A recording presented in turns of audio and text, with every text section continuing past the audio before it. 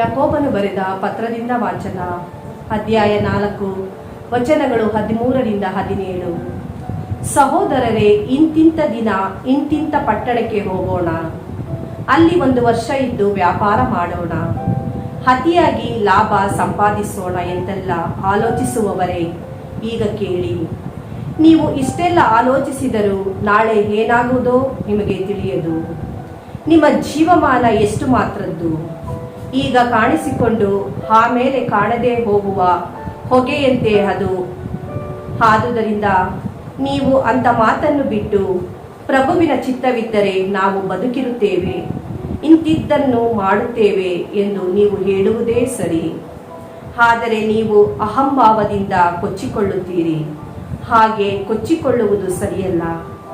ಒಬ್ಬನು ಒಳ್ಳೆಯದನ್ನು ಮಾಡಬೇಕೆಂದು ತಿಳಿದಿದ್ದು ಅದನ್ನು ಮಾಡದಿದ್ದರೆ ಅದು ಅವನಿಗೆ ಪಾಪವಾಗಿರುತ್ತದೆ.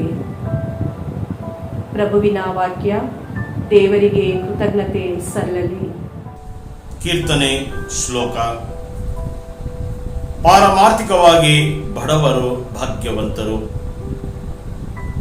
ಜನಸಾಮಾನ್ಯರೇ, ಜನಾಧಿಪತಿಗಳೇ, ದರಿದ್ರರೇ, ಧನವಂತರೇ, ನೀವೆಲ್ಲರೂ ನನ್ನ ಮಾತುಗಳಿಗೆ ಕಿವಿಗೊಟ್ಟು ಆಲಿಸಿರಿ. ಶ್ಲೋಕ. ಪಾರಮಾರ್ಥಿಕವಾಗಿ ಬಡವರು ಭಾಗ್ಯವಂತರು. ಆಪತ್ಕಾಲದಲ್ಲಿ ನಾನೇಕೆ ಭಯಪಡಬೇಕು? ದ್ವೇಷಿಗಳ ದಾಳಿಗೆ ನಾನೇಕೆ ಹೆದರಬೇಕು?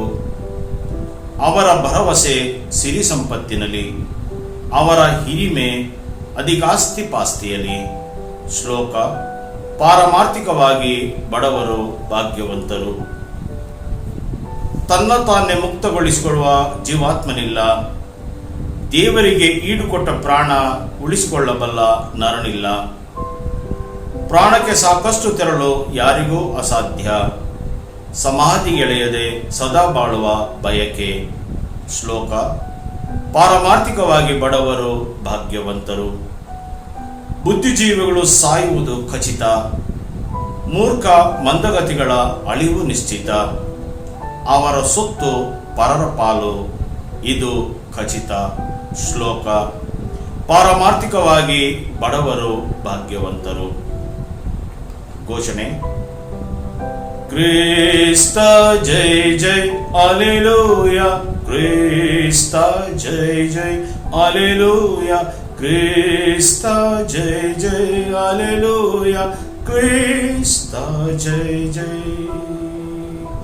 ನಿನ್ನ ಶಾಸ್ತ್ರದ ಮಹಿಮೆಯನ್ನು ಅರಿಯುವಂತೆ ನನ್ನ ಕಣ್ಗಳಿಂದ ನೀ ತೆಗೆದು ಬಿಡು ಅಂದತೆ.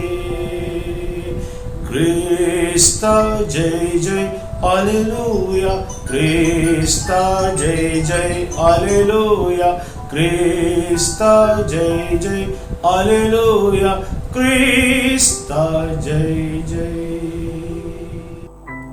ಸಂತ ಮಾರ್ಕರು ಬರೆದ ಪವಿತ್ರ ಶುಭ ಸಂದೇಶದಿಂದ ವಾಚನ.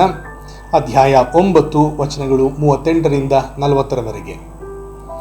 ಆ ಕಾಲದಲ್ಲಿ ಯೋಹಾನನು ಯೇಸುವಿಗೆ, ಗುರುವೇ, ಯಾರೋ ಒಬ್ಬನು ತಮ್ಮ ಹೆಸರಿನಲ್ಲಿ ದೆವ್ವ ಬಿಡಿಸುವುದನ್ನು ಕಂಡೆವು, ಅವನು ನಮ್ಮವನಲ್ಲ, ಆದ ಕಾರಣ ಅವನನ್ನು ತಡೆದೆವು ಎಂದನು.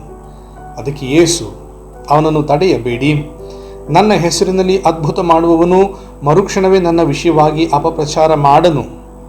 ನಮಗೆ ವಿರೋಧಿ ಅಲ್ಲದವನು ನಮ್ಮ ಪರವಾದಿ ಎಂದರು. ಪ್ರಭುವಿನ ಶುಭ ಸಂದೇಶ. ಕ್ರಿಸ್ತರೇ ನಿಮಗೆ ಸ್ತುತಿ ಸಲ್ಲಲಿ.